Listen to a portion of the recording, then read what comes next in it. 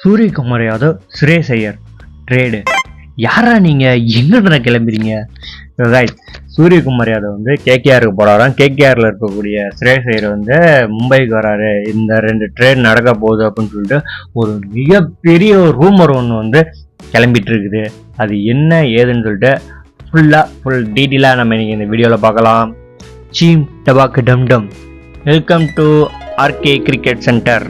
மும்பையில் இருக்கக்கூடிய சூரியகுமார் யாதவ் கேகேஆருக்கு போகிறாரு. கேகேஆரில் இருக்கக்கூடிய ஸ்ரேயஸ் ஐயர் மும்பைக்கு வராரு. இந்த ட்ரேட் நடக்க வாய்ப்பு இருக்கா அப்படின்னு கேட்டிங்கன்னா 100% 100% இது நடக்க வாய்ப்பே இல்லைன்னு தான் நான் சொல்லுவேன். ஏன் அப்படின்னா ஃபஸ்ட்டு சூரியகுமார் யாதவ் மாதிரி ஒரு பிளேயரை மும்பை வெளியே விடுவாங்களா? ஸ்ரேயஸ் ஐயர் லாஸ்ட் இயர் கப் அடித்து கொடுத்த ஒரு சக்ஸஸ்ஃபுல்லான கேப்டனை கேகேஆர் வெளியே விடுவாங்களா? அப்படியே விட்டாலும் ஸ்ரேயஸ் ஐயர் மும்பைக்கு போவாரா? ஃபஸ்ட்டு ஸ்ரேயஸ் ஐயர் அவர் எதுக்கு கேகேஆருக்கு வந்தார்? டெல்லியில் அவருக்கு கேப்டன்சி கொடுக்கல அப்படிங்கிற ஒரு காரணத்தினால தான் அவர் டெல்லியை விட்டுட்டு கேகேஆருக்கு மற்ற டீமுக்கு வந்தார். அப்போ இங்கேருந்து மும்பை ட்ரேட் பண்ணுறாங்கன்னா அவருக்கு கேப்டன்சி கொடுப்பாங்களா?